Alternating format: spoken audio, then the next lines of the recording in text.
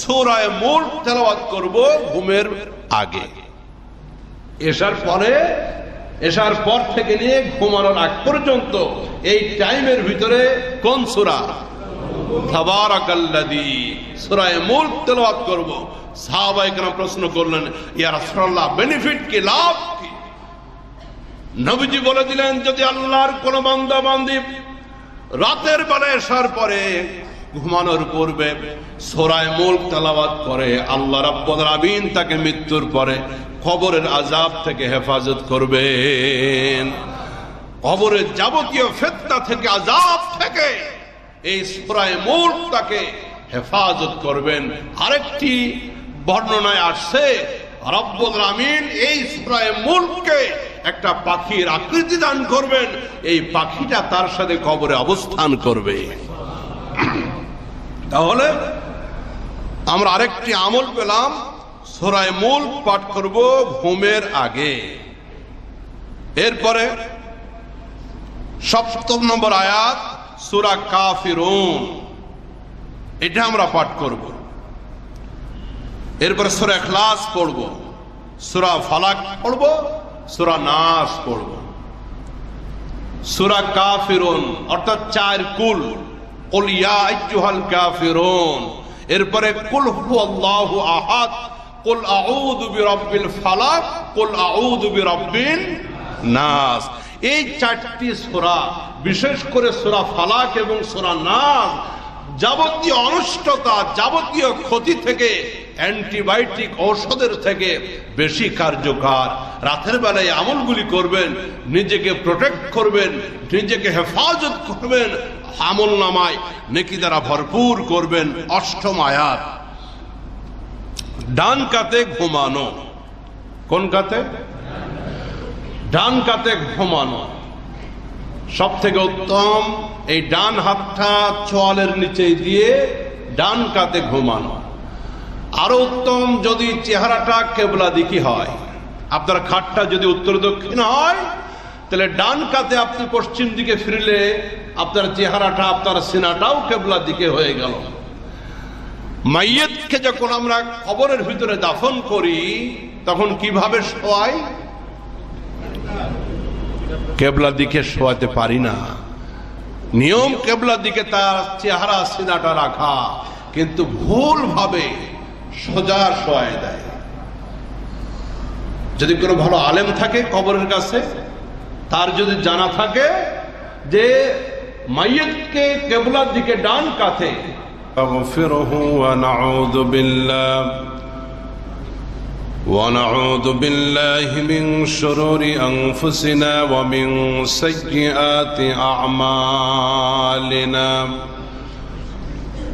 من يهده الله فلا مضل له ومن يضلل فلا هادي له ونشهد أن لا إله إلا الله وحده لا شريك له ونشهد أن سيدنا وسندنا وحبيبنا وطبيبنا وطبيب قلوبنا ومولانا محمدا عبده ورسوله الذي أرسله بالحق بشيرا ونذيرا وداعيا إلى الله بإذنه وسراجا منيرا. أما بعد فقد قال الله تعالى في كلامه المجيد وفي فرقانه الحميد. أعوذ بالله من الشيطان الرجيم. بسم الله الرحمن الرحيم. وجعلنا نومكم سباتا. قال سيد الأنام وصاحب القرآن সাল্লাল্লাহু আলাইহি ওয়াসাল্লাম মান আহাব্বা সুন্নতি ফাকাদ আহাব্বানি ওয়া মান আহাব্বানি কানা মাই ফিল জান্নাহ আও কামা ক্বালা আলাইহিস সালাতু ওয়াস সালাম। সাদাকাল্লাহুল আযীম ওয়া সাদাকা রাসূলুহুন নাবিয়্যুল কারীম ওয়া নাহনু আলা যালিকা মিনাশ শাহিদিন ওয়াশ শাকিরিন ওয়ালহামদুলিল্লাহি রাব্বিল আলামিন। মুহাব্বতে দুরূদ ইব্রাহিম পড়ি আল্লাহুম্মা সাল্লি আলা মুহাম্মাদিন ওয়া আলা আলি মুহাম্মাদ কামা সাল্লাইতা আলা ইব্রাহিম ওয়া আলা আলি ইব্রাহিম ইন্নাকা হামিদুম মাজিদ। আল্লাহুম্মা বারিক আলা মুহাম্মাদ ওয়া আলা আলি মুহাম্মাদ কামা বারাকতা আলা ইব্রাহিম ওয়া আলা আলি ইব্রাহিম ইন্নাকা হামিদুম মাজিদ। আল্লাহ সুবহানাহু ওয়া তাআলার দরবারে শুকরিয়া জ্ঞাপন করছি, যিনি দয়া করে মেহেরবানি করে সম্মানিত মাস মুহররমের তৃতীয় জুমআয় আমাদেরকে তার পবিত্র ঘরে সালাতুল জুমআ আদায়ের লক্ষ্যে আসার তৌফিক এনায়েত করেছেন। এই জন্য আমরা পড়ছি আলহামদুলিল্লাহ। রব্বানা লাকাল হামদ হামদান কাসীরান তাইয়িবান মুবারাকান ফি। মুহতারাম হাজিরিন, রবের পক্ষ থেকে আমাদের জন্য যত নিয়ামত রাজি আছে, এই নিয়ামতগুলির ভিতরে অন্যতম একটি নিয়ামত হলো রাতের বেলা ঘুম। ঘুমটা আল্লাহ পাকের অনেক বড় নিয়ামত। যাদের ঘুম হয় না, যারা কষ্টে আছেন, এত এত ঔষধ খাওয়া লাগে, কত কত ডাক্তারের কাছে যাওয়া লাগে, তারা হাড়ে হাড়ে টের পান রাতের বেলা ঘুমটা কত প্রশান্তি, আল্লাহর কত বড় দয়া এই ঘুম। রব্বে করিম পবিত্র কোরআনে হাকিমের ভিতরে ঘুম বান্দার জন্য প্রশান্তিময়, আরামদায়ক, এই কথা আল্লাহ পাক কোরআনে বলেছেন। এবং ঘুমটা তার পক্ষ থেকে বিশেষ অনুগ্রহ রব্বে করিম নিজে আমাদেরকে জানিয়েছেন। পবিত্র কোরআনের সূরাতুল নাবা 9 নম্বর আয়াত রব্বুল আমিন বলতেছেন, ওয়াজআলনা নাওমাকুম সুবাতা। ও দুনিয়ার মানুষ, আমি ঘুমকে বানিয়েছি তোমাদের জন্য ক্লান্তি দূরকারী, প্রশান্তিময়। ঘুম যাদের হয় তারা তাদের দেহটা, তাদের মনটা রিফ্রেশ হয়ে যায়, যাবতীয় ক্লান্তি দূর হয়ে যায়। ড্রাইভার সারাদিন গাড়ি চালানোর পরে রাস্তা এখনো বাকি আছে, তার মালিককে বলে, স্যার আপনি যে চা খাইতে হোটেলে ঢুকতেছেন, আমার চা খাওয়া লাগবে না, এই 20 মিনিট একটু ঘুমায়নি, আপনি চা খাইতে লাগেন, আপনি নামাজ পড়েন, আপনি একটু হাঁটাহাঁটি করেন, আমার 20 মিনিট টাইম দেন, আমি একটু 20 মিনিট ঘুমাবো। তার ঘুমটা দরকার প্রশান্তির জন্য, তার ক্লান্তি দূর হওয়ার জন্য। রব্বে করিম বলেন, আমি তোমাদের জন্য রাত বানিয়েছি তোমাদের জন্য চাদর, এবং আমি ঘুমকে বানিয়েছি তোমাদের জন্য ক্লান্তি দূরকারী এবং প্রশান্তি আরামদায়ক। রব্বে করিম আরেক আয়াতের ভিতর সূরাতুল কাসাস 73 নম্বর আয়াতের ভিতর আল্লাহ বলেন, ওয়ামির রাহমাতিহি জাআলা লাকুমুল লাইলা ওয়ান নাহার। ওরে দুনিয়ার মানুষ, আমি রব্বুল আমিনের যত দয়া আছে, রহমত আছে, এই দয়া এবং রহমত গুলির ভিতরে আরেকটি হলো রাত এবং দিন। আমি রাত সৃষ্টি করেছি, আমি দিন বানিয়েছি, এই জন্য তোমাদেরকে আমি রাত দিলাম। লিতাসকুনু ফি, রাতের বেলা যেন তোমরা আরাম খুঁজে পেতে পারো। রাতের বেলা যেন তোমরা একটু প্রশান্তি পাও, রাতের বেলা ঘুমটা যেন তোমাদের ক্লান্তি দূর করে দেয়, রাতের বেলা ঘুম যেন তোমাদের জন্য আরামদায়ক হয়। ওয়ালিতাবতাগু মিন ফাদলিহি ওয়া লাআল্লাকুম তাশকুরুন। আল্লাহু আকবার।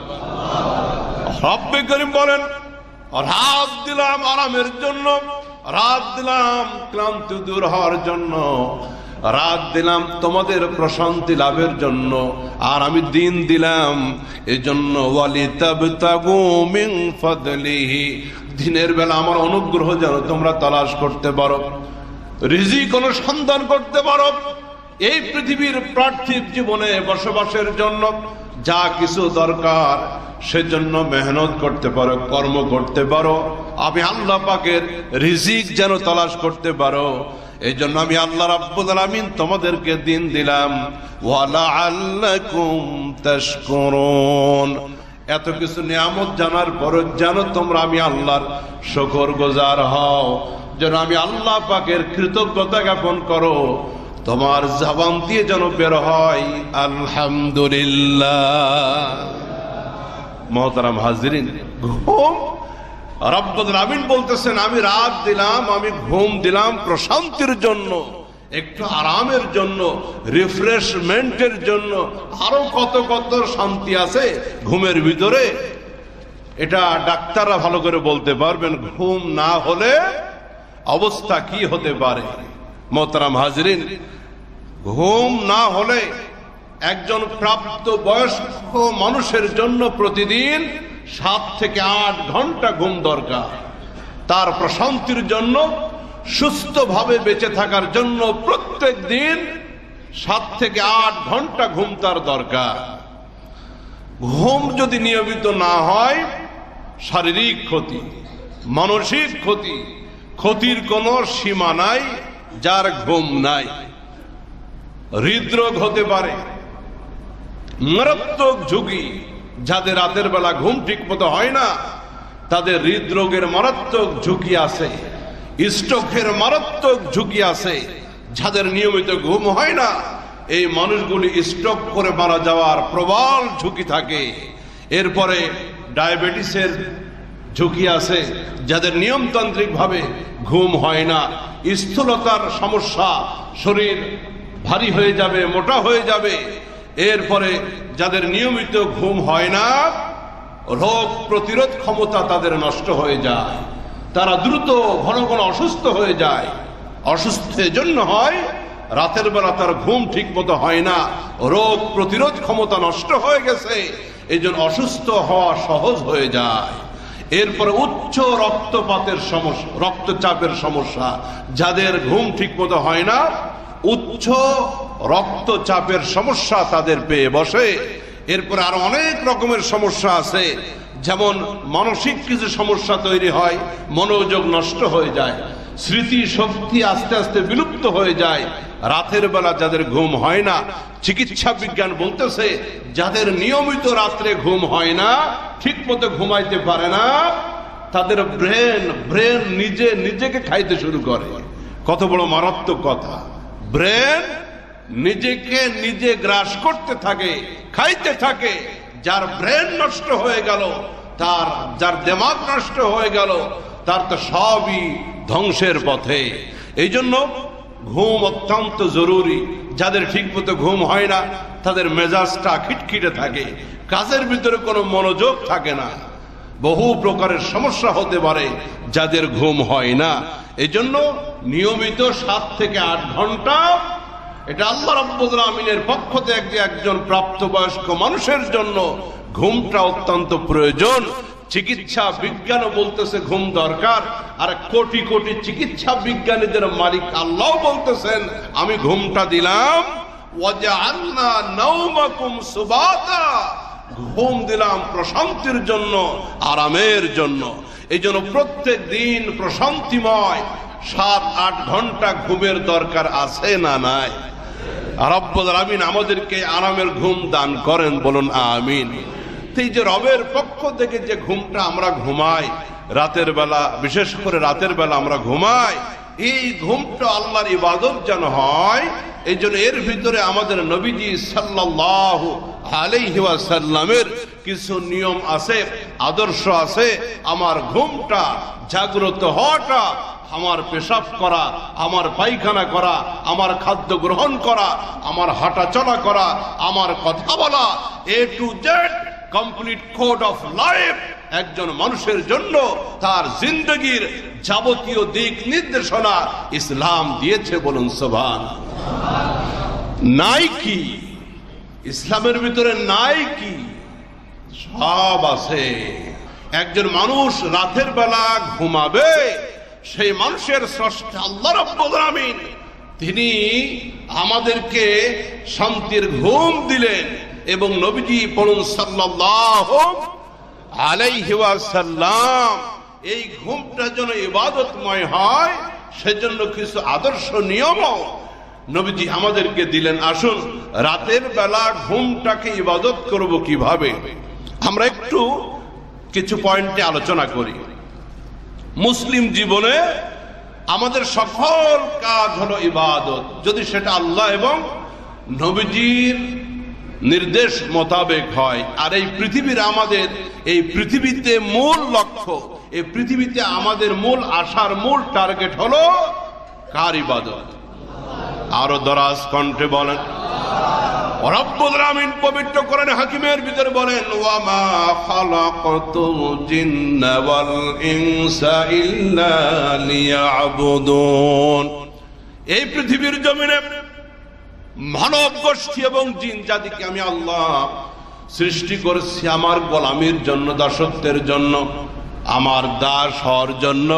আমার দাসত্বমূলক যত ইবাদত বندگی আছে সেইগুলা তারা করবে। আমি আল্লাহ পাক আমার গোলামির জন্য বানালাম।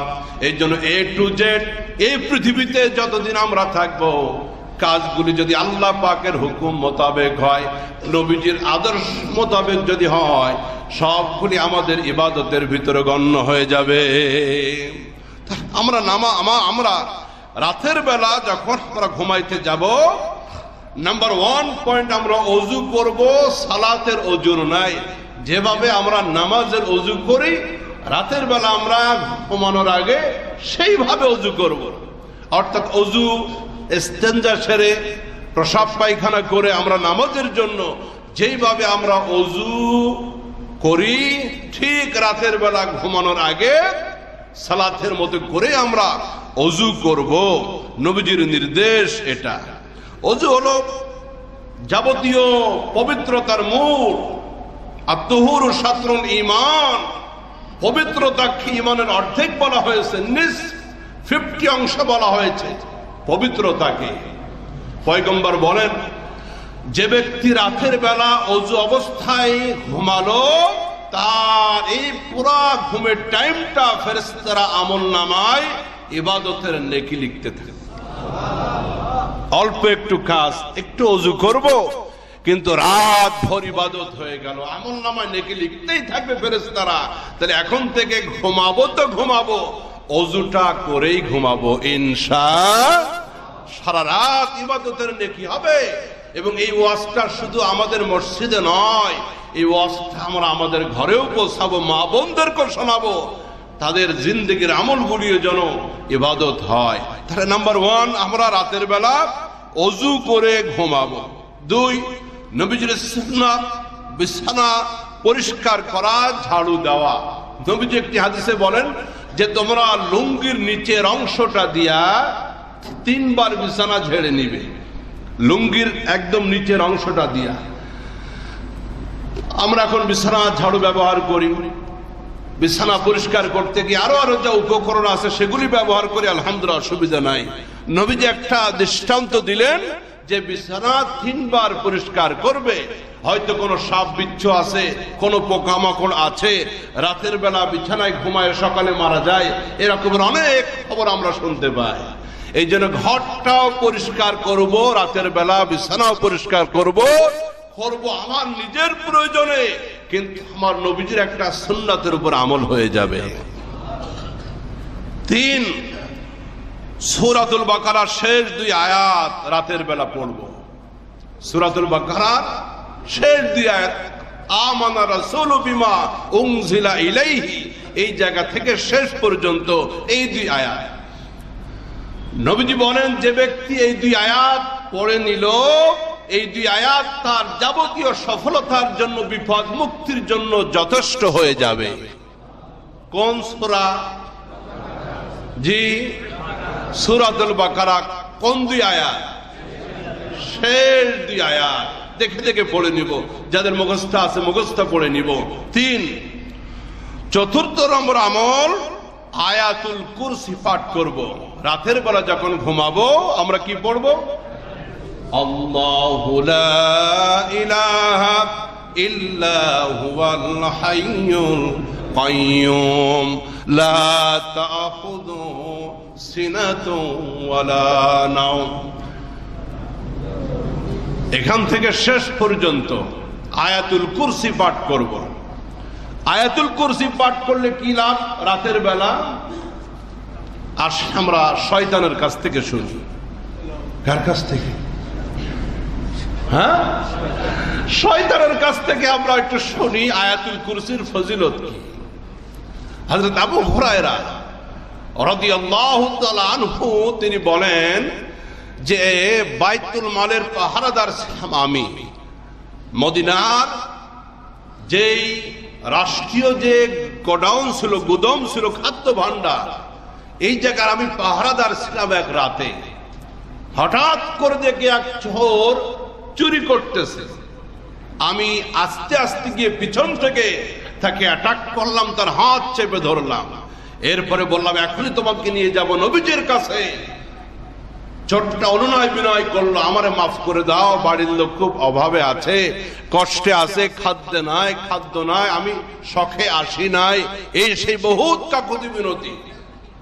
হযরত আবু হুরায়রা বলেন আমার মনে দয়া লাগলো, আমি তাকে ছেড়ে দিলাম।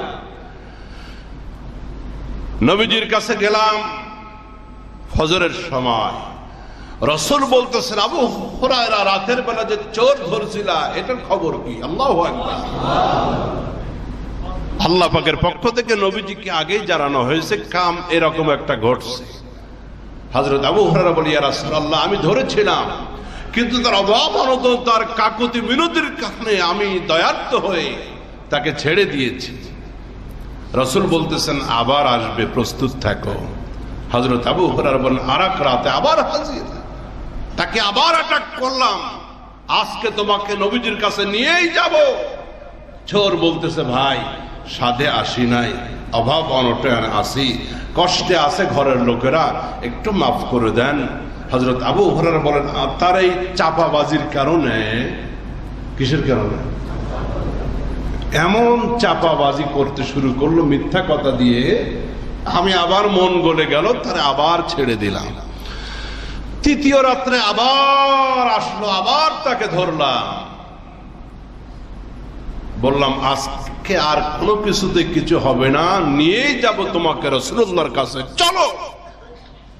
চোর বলতেছে আবু হুরায়রা আজকে যদি আমাকে তুমি ছেড়ে দাও, এমন একটি আমল তোমাকে শিখাবো যে আমলটা অত্যন্ত দামি আল্লাহর কাছে। হযরত আবু হুরায়রা মনে মনে ভাবলেন চোর হইলেও তো দেখি কি আমল শিখায়, আচ্ছা বলো দেখি। চোর বলতেছে আবু হুরায়রা প্রত্যেক রাতের বেলা যখন তুমি ঘুমাতে যাবে আয়াতুল কুরসি পড়বে, এর দ্বারা লাভ হবে শয়তান তোমাকে কোনো ক্ষতি করতে পারবে না, গোটা রাত অনিষ্ট করতে পারবে না। পাশাপাশি গোটা রাত দুইজন ফেরেশতা একেবারে সুবহে সাদিক পর্যন্ত তোমাকে পাহারাদারি করবে। হযরত আবু হুরায়রা এই ফজিলত শোনার পরে চোরকে দিছে ছেড়ে। নবীজির কাছে যাওয়ার পরে রাসূল বলতেছেন আজকে কি মুআমালা হলো তোমার চোরের সাথে? বলে ইয়া রাসূলুল্লাহ আজকেও ধরে এনেছিলাম 100% মানসিক পাকাপোক্ত, আজকে নিয়ে আসবো আপনার কাছে, কিন্তু আজ আমার একটা ওয়াজ শিখাইছে। কি ওয়াজ? বলে সে বলেছে আয়াতুল কুরসি যদি রাতের বেলা আমি পাঠ করি তাহলে গোটা রাত শয়তান অনিষ্ট করতে পারবে না, সারা রাত ফেরেশতা আমাকে পাহারা দিবে। নবীজি বলতেছেন আবু হুরায়রা লোকটা চোর হইল, কথাটা সত্য বলছে। সুবহানাল্লাহ। এই ওয়াজ যে তোমাকে করেছে লোকটা চোর হইল, ওয়াজটা সত্য, সে মিথ্যা কথা বলে নাই। আর তুমি কি জানো সে কে? ইয়া রাসূলুল্লাহ, আমি তো একজন চোর হিসাবে জানি। রাসূল বলতেছেন সে হলো ইবলিস। সে ইবলিস। তো আয়াতুল কুরসির ফজিলতটা ইবলিস বলছে, আর রাসূল বলতেছে হ্যাঁ সে মিথ্যা বলে না। রাতের বেলা আমরা আয়াতুল কুরসি পাঠ করতে ভুলবো না। প্রত্যেক নামাজের পরে তো আছেই। নবীজি বলেন যে ব্যক্তি প্রত্যেক ফরজ সালাতের পরে আয়াতুল কুরসি পাঠ করবে সেই ব্যক্তির মৃত্যু হতে দেরি আর জান্নাতে যাইতে দেরি হবে না। জান্নাতে যাইতে দেরি হবে না। এই জন্য নামাজের পরে আয়াতুল কুরসি প্রত্যেক ফরজ নামাজের পরে 3 বার পড়বেন আল্লাহু আকবার, আল্লাহু আকবার, আল্লাহু আকবার। এরপর পড়বেন আস্তাগফিরুল্লাহ, আস্তাগফিরুল্লাহ, আস্তাগফিরুল্লাহ। এরপরে পড়বেন আল্লাহুম্মা আনতাস সালাম ওয়া মিনকাস সালাম তাবারাকতা ইয়া যাল জালালি ওয়াল ইকরাম। এরপর আয়াতুল কুরসি পড়বেন। আরো দোয়া আছে। প্রায় মসজিদে মোনাজাত হয়, আপনারা মোনাজাত যেখানে হয় মোনাজাতে শরীক হবেন। মোনাজাত শেষ হয়ে গেলে এরপরে দোয়াগুলি আমল করবেন, কোনো অসুবিধা নাই। যদি আপনার মন চায় না আমি মোনাজাতে শরীক হব না, আমি দোয়াগুলি আমল করব, কোনো আপত্তি বাধা। কিন্তু কিছু ভাই দেখা যায় সালামটা ফেরানোর সাথে সাথে লাভ দিয়ে দাঁড়ায় যায়। উনি দেখাইতে চায় যে আমি মোনাজাত বিরোধী লোক। কি বিরোধী লোক? তো মোনাজাত বিরোধী লোক তুমি নিজের জাহির করতে গিয়ে লাভ দিয়ে দাঁড়ায় গেছে। মোনাজাত না করলো যে বাকি সুন্নত আমলগুলি আছে এগুলির খবর কোথায়? এত ব্যস্ততা মসজিদে নাই। এই আমলগুলি করবেন, আল্লাহ পাক সহজ করে দিক। জোরে বলে না আমিন। ইমাম সাহেব মোনাজাত করতেছে, ওলামা ইকরামের সর্বসম্মত মতামত যে নামাজের পরে মোনাজাত সম্মিলিত, এটা বৈধ এবং সুন্নাহ সম্মত। আপনি মোনাজাতে অংশগ্রহণ করবেন, এরপরে বাকি আমলগুলি করবেন। অসুবিধে কোথায়? মোনাজাত আপনি করতে ভালো লাগতেছে না, আপনার গোনা খাতা তেমন নাই, হাত তোলারও দরকার নাই, আপনি আমলগুলি করেন, অসুবিধা নাই। কিন্তু লাভ দিয়ে কাতারের মাঝখান থেকে দাঁড়ায় গেলাম, এরপর একেবারে এত ব্যস্ততা কিসের? এত তাড়াহুড়া নাই। আবার অনেকে সালাম ফেরানোর সাথে সাথে ব্যস্ত হয়ে যায় পিছিয়ে যাওয়ার জন্য। পিছিয়ে একজন নামাজ 2 রাকাত পায় নাই, তিনি দাঁড়িয়ে বাকি নামাজ পড়তেছে, উনি দাঁড়িয়ে আছেন। এখন আমার সামনে একজন লোক দাঁড়িয়ে আছে, আমার 2 রাকাত নামাজ বাকি। বলুন তো নামাজে কি স্থিরতা থাকবে? থাকবে না। ব্যস্ততা নাই। আয়াতুল কুরসি প্রত্যেক নামাজের পরে রাসূল বলেন লোকটা মরে না তাই জান্নাতে যায় না, মরতে দেরি হবে, জান্নাতে যাইতে দেরি হবে। তাহলে রাতের বেলা নাম্বার 1 আমল ওযু করব, নাম্বার 2 বিছানা পরিষ্কার করব, 3 নম্বর আমল হলো সূরাতুল বাকারার শেষ 2টি আয়াত তেলাওয়াত করব, 4র্থ নম্বর আমল হলো আয়াতুল কুরসি পাঠ করব। আয়াতুল কুরসি পাঠ করব। 5 33 বার সুবহানাল্লাহ, 33 বার আলহামদুলিল্লাহ, 34 বার আল্লাহু আকবার। এই তাসবিহ আমরা পাঠ করব। এটি এসেছে বুখারী শরীফ 6358 নম্বর হাদিস। 33 বার সুবহানাল্লাহ, 33 বার আলহামদুলিল্লাহ এবং 34 বার আল্লাহু আকবার। প্রত্যেকটি আমলের ভিন্ন ভিন্ন ফজিলত আছে, বলতে গেলে সিরিয়াল শেষ করতে পারবো না। 5ম গেল 6ষ্ঠ, ঘুমানোর আগ পর্যন্ত এই টাইমের ভিতরে কোন সূরা? তাবারাকাল্লাযী, সূরা মুলক তেলাওয়াত করব। সাহাবায়ে কেরাম প্রশ্ন করলেন, ইয়া রাসূলুল্লাহ বেনিফিট কি, লাভ কি? নবীজি বলে দিলেন যদি আল্লাহর কোন বান্দা বান্দি রাতের বেলা এশার পরে ঘুমানোর পূর্বে সূরা মুলক তেলাওয়াত করে, আল্লাহ রাব্বুল আলামিন তাকে মৃত্যুর পরে কবরের আযাব থেকে হেফাজত করবেন। কবরের যাবতীয় ফিতনা থেকে, আযাব থেকে এই সূরা মুলক তাকে হেফাজত করবেন। আরেকটি বর্ণনায় আসছে রব্বুল আলামিন এই সূরা মুলককে একটা পাখির আকৃতি দান করবেন, এই পাখিটা তার সাথে কবরে অবস্থান করবে। তাহলে আমরা আরেকটি আমল পেলাম, সূরা মুলক পাঠ করব ঘুমের আগে। এরপরে ৭ নম্বর আয়াত সূরা কাফিরুন, এটা আমরা পাঠ করব। এরপরে সূরা ইখলাস পড়ব, সূরা ফালাক পড়ব, সূরা নাস পড়ব। সূরা কাফিরুন অর্থাৎ 4 কুল, কুল ইয়া আইয়ুহাল কাফিরুন, এরপরে কুল হুয়াল্লাহু আহাদ, কুল আউযু বিরাব্বিল ফালাক, কুল আউযু বিরাব্বিন নাস। এই 4টি সূরা, বিশেষ করে সূরা ফালাক এবং সূরা নাস যাবতীয় অনিষ্টতা, যাবতীয় ক্ষতি থেকে, অ্যান্টিবায়োটিক ঔষধের থেকে বেশি কার্যকর। রাতের বেলায় আমলগুলি করবেন, নিজেকে প্রোটেক্ট করবেন, নিজেকে হেফাজত করবেন, আমল নামায় নেকি দ্বারা ভরপুর করবেন। 8ম আয়াত, ডান কাতে ঘুমানো। কোন কাতে? ডান কাতে ঘুমানো সব থেকে উত্তম। এই ডান হাতটা চোয়ালের নিচে দিয়ে ডান কাতে ঘুমানো। আরো উত্তম যদি চেহারাটা কেবলা দিকে হয়, আপনার খাটটা যদি উত্তর দক্ষিণ হয়, তাহলে ডান কাতে আপনি পশ্চিম দিকে ফিরলে আপনার চেহারাটা, আপনার সিনাটাও কেবলা দিকে হয়ে গেল। মাইয়িতকে যখন আমরা কবরের ভিতরে দাফন করি তখন কিভাবে শোয়াই? কেবলা দিকে শোয়াতে পারি না। নিয়ম কেবলা দিকে তার চেহারা, সিনাটা রাখা, কিন্তু ভুল ভাবে সোজা শোয়ায় দেয়। যদি কোনো ভালো আলেম থাকে কবরের কাছে, তার যদি জানা থাকে যে মাইয়িতকে কেবলার দিকে ডান কাতে একটু কাত করে, ডান দিকে কেবলার দিকে কাত করে দেওয়া, তাইলে সম্ভব। কিন্তু সাধারণত এভাবে শোয়ায় দেয়। আমি এক কবরের কাছে খবর দেওয়ার সময় বললাম এটা ভুল হচ্ছে। একজন বলে ফেললো, আপনি কয় কিতাব পড়ছেন? চিন্তা করেছেন অবস্থা দেখে আসছে এইভাবে। আরো মৌলবীরা প্রতিবাদ করে নাই।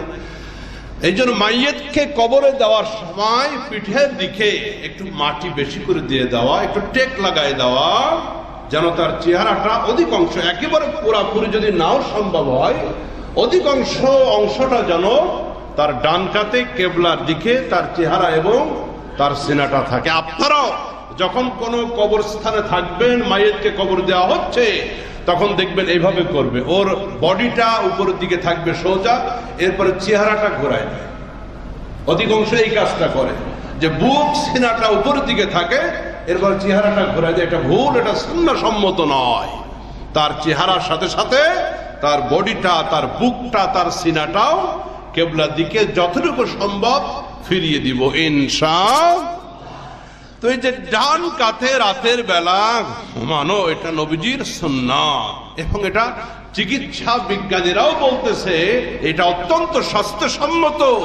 কিডনির জন্য, যাবতীয় সুস্থতা লাভের জন্য ডান কাতে শোয়াটা এটা উত্তম এবং স্বাস্থ্যসম্মত। 9 নম্বর, উপর হয়ে না শোয়া। পেটের উপরে ভর দিয়ে উপর হয়ে না শোয়া, এর দ্বারা অনেক ক্ষতি হতে পারে।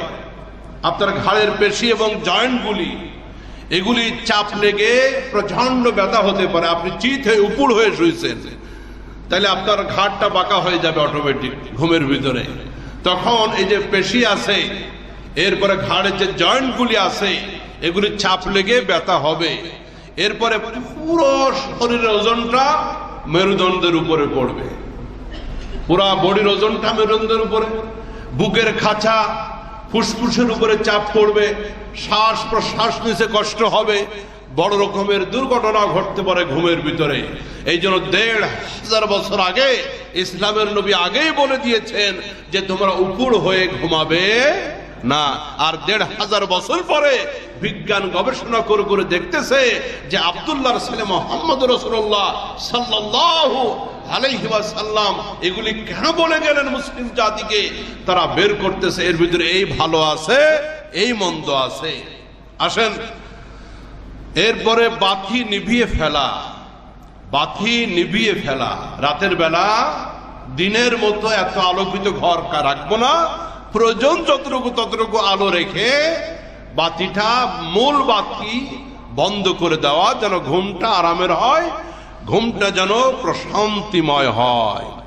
এরপরে ঘুমের দোয়া পড়া, আল্লাহুম্মা বিসমিকা আমুতু ওয়া আহইয়া। বলেন আল্লাহুম্মা বিসমিকা আমুতু ওয়া আহইয়া। এটা কিসের দোয়া? আবার এই জায়গায় ঘুমাই যায় না, অনেকে আগে থেকে ঘুমাচ্ছে, মাঝে মাঝে দেখতেছি যে হুজুর যখন দোয়া যখন পড়াই দিছে 5 মিনিট ঘুমায়। দোয়ার অর্থ হচ্ছে আল্লাহুম্মা, হে আল্লাহ, বিসমিকা, তোমার নামে, আমুতু, আমি মৃত্যুবরণ করি, ওয়া আহইয়া, এবং তোমার নামে আমি আবার জাগ্রত হই। তাহলে আমরা ঘুমাইতে যাওয়ার সময় দোয়া পড়ি, আর অর্থ হচ্ছে মৃত্যুবরণ করি। বোঝা গেল ঘুমটাও মরণের একটা অংশ, ঘুমটাও মরণের। জাগতিক কোনো খবর থাকে না, ছড়ে আইফোনটা নিয়ে যায় তাও টের পাই না। আবার যখন ঘুম থেকে জাগ্রত হব তখন দোয়া কি পড়বো? আলহামদুলিল্লাহিল্লাযী আহইয়ানা বা'দা মা আমাতানা ওয়া ইলাইহিন নুশুর। এই দোয়াগুলি আমরা শিখে নিব, ছোট্ট ছোট্ট মাসনুন দোয়া। আসেন 12 নম্বর আরেকটি আমল, যদি আমরা কেউ ঘুমের ভিতরে খারাপ কোনো স্বপ্ন দেখি তাহলে পাশ ফিরে শোব। ডান পাশে শুয়েছিলাম, এটা খারাপ স্বপ্ন থেকে ভয় পেয়ে গেছি, আমরা পাশ পরিবর্তন করব। ডান পাশে ছিলাম, বাম পাশ পরিবর্তন করব। সোজা ছিলাম, তাহলে ডাইনে অথবা বামে হয়ে যাব, পাশ পরিবর্তন করব। খারাপ স্বপ্ন দেখলে আরো 2টা কাজ করব। ভীতিকর কোনো খারাপ স্বপ্ন যদি ঘুমের ভিতরে কেউ দেখে, তাহলে বাম পাশে 3 বার হালকা করে থুতু ফেলবে। কি করবে? আবার যা আছে একদম টান টন দিয়ে একবার ফেলায় না, তাহলে বামে যদি কেউ থাকে ওর দিকে আর তাকানোর সুযোগ নাই। হালকা করে থুতু বের হতে হবে এমনই না, হালকা করে 3 বার থুতু ফেলা। আর আউযু বিল্লাহি মিনাশ শাইতানির রাজিম। নবীজি বলতেছেন এই কাজটি কিন্তু প্রায় প্রায় হয় আমাদের। আপনারা অনেকে বলেন হুজুর ঘুমের ভিতরে প্রায় প্রায় স্বপ্নের ভিতরে ভয় পায়, অনেকে দোয়া চান, অনেকে এই দোয়া সেই দোয়া, নানান কিছু আমাদেরকে জিজ্ঞাসা করেন। আমল হলো, কেউ যদি রাতের বেলা ঘুমের ভিতরে ভয় পায়, সে যেন ওই মুহূর্তে পাশ পরিবর্তন করে, এরপরে বাম পাশে 3 বার হালকা করে থুতু নিক্ষেপ করবে আর পড়বে আউযু বিল্লাহি মিনাশ শাইতানির রাজিম। সূরা ফালাক পড়বে, সূরা নাস পড়বে। তো এই আমলগুলি আমাদের ঘুমের সাথে, আমি সিরিয়ালে আরেকবার বলে দিই, আপনারা খেয়াল রাখবেন। ঘুমানোর পূর্বে কয়েকটি আমল আমরা করব রাতের বেলা ঘুমানোর পূর্বে। 1, ওযু করে পবিত্র হয়ে ঘুমাবো। 2, বিছানা পরিষ্কার পরিচ্ছন্ন করে ঝাড়ু দিয়ে ঘুমাবো। 3, সূরাতুল বাকারার শেষ 2টি আয়াত তেলাওয়াত করে ঘুমাবো। 4, আয়াতুল কুরসি পাঠ করে ঘুমাবো। 5, 33 বার সুবহানাল্লাহ, 33 বার আলহামদুলিল্লাহ, 34 বার আল্লাহু আকবার এই তাসবিহ পাঠ করে ঘুমাবো। 6, সূরাতুল মুলক পাঠ করে ঘুমাবো বিছনায় যাওয়ার আগে। এশার পর থেকে বিছনায় যাওয়ার আগে এই টাইমের ভিতরে পাঠ করলেই হবে। 7, সূরা কাফিরুন, সূরা ইখলাস, সূরা নাস এবং সূরা ফালাক পাঠ করে শুভ। এরপরে 8, ডান কাতে ঘুমাবো। ডান পাশে কিবলা দিকে হয়ে ঘুমাইতে পারলে আরো ভালো। যদি কিবলা দিকে নাও পারি, বিছানা যদি এমন পজিশনে থাকে যে কিবলার দিকে মুখ করা সম্ভব হচ্ছে না, অন্তত ডান কাতে ঘুমাবো। 9, উপুড় হয়ে শুভ না, উপুড় হয়ে পেটের উপরে বুকের উপরে চাপ দিয়া উপুড় হয়ে ঘুমাবো না। 10, রাতের বেলা বড় বাতি যেটা আলো এটা নিভিয়ে বন্ধ করে ঘুমাবো। 11 দোয়া পড়ে ঘুমাবো, মাসনুন দোয়া, হাদিসের যে দোয়া সেই দোয়া পড়ে ঘুমাবো। এরপর আরেকটি আমল আছে, এটা আমরা 12 নম্বরে যোগ করি, সতর ঢেকে ঘুমাবো। কি সতর? হাঁটুর নিচেই কাপড় যেন থাকে। অনেকে মনে মনে চিন্তা করতেছেন বাইরে বের হইলে ঠিক মতো কাপড় থাকে না, বাইক চালাইতে গেলেও এখন হাফ প্যান্ট, দুই বন্ধু মিলে বসছে, দুইজনই প্যান্ট কাটা। বুড়া বুড়া মানুষগুলি বয়স হয়ে গেছে, 30, 35, 40 বছর রাস্তায় হাঁটে, সিগারেট খেতে খেতে হাফ প্যান্ট পরে, শরমও নাই, লজ্জাও নাই। কোথায় গেল এই বিবেক মানুষের? কবিরা গুনাহ। হাঁটুর উপরে একজন পুরুষ মানুষ, তার নাভি থেকে হাঁটু, তার নাভির নিচে এবং হাঁটুর উপরে কাপড় ওঠানো, এটা মারাত্মক কবিরা গুনাহ। রাতের বেলা সতর ঢেকে ঘুমাবো। একজন সাহাবী বলছে, ইয়া রাসূলুল্লাহ, ঘর তো নির্জন থাকে, সেখানে তো বাইরের কেউ থাকবে না। রসুল বলতেছেন, আল্লাহকে লজ্জা করো। সর্বপ্রথম বান্দা আল্লাহর থেকে লজ্জা করবে। আল্লাহ পাক বান্দা যে তার থেকে লজ্জা পাবে, এটা বান্দার কাছ থেকে আল্লাহ হকদার। বান্দা লজ্জা পাবে, শরম পাবে। এই রাতের বেলা আমরা চেষ্টা করব সতর ঢেকে, পায়জামা, লুঙ্গি বা ঘুমের যদি কোনো ঢিলা ঢালা পোশাক থাকে আমরা সেইটা পরে ঘুমাবো। হাফ প্যান্ট কোন মুসলিম জাতি, প্রাপ্তবয়স্কদের সংস্কৃতি না। এই জন্য বাচ্চাদেরকেও এই 3-4 বছর বয়স হওয়ার পরে আর হাফ প্যান্ট পরাবেন না। তাদেরকে চেষ্টা করবেন পায়জামা পরানোর জন্য, চেষ্টা করবেন এখন থেকে হাফ প্যান্ট বর্জন করানোর জন্য। তাহলে 12 নম্বর গেল, সতর ঢেকে ঘুমাবো। 13, খারাপ কোন স্বপ্ন দেখলে 3টা কাজ। কয়টা? খারাপ কোন স্বপ্ন দেখলে ঘুমের ভিতরে আমল কয়টা? 1 নম্বরে পাশ পরিবর্তন করব। ডান পাশে স্বপ্নটা খারাপ দেখেছি, বাম পাশে হয়ে যাব। 2 নম্বরে বাম দিকে 3 বার থুতু নিক্ষেপ করব। 3 নম্বরে সূরা নাস, সূরা ফালাক, আয়াতুল কুরসি পড়ে নিব। ঘুমের ভিতরে খারাপ কোন স্বপ্ন দেখলে, ভয়ঙ্কর কোন স্বপ্ন দেখলে আল্লাহ পাক রাতের ঘুমটা আমাদের জন্য আরামদায়ক করেন এবং এই ঘুমটা যেন আমাদের জন্য ইবাদত হিসাবে কবুল করেন। আমরা এই সুন্নাত আমল করি, মেনে চলার চেষ্টা করব। আল্লাহ আমাদের সকলকে তৌফিক দান করেন। আরো জোরে বলেন আমিন।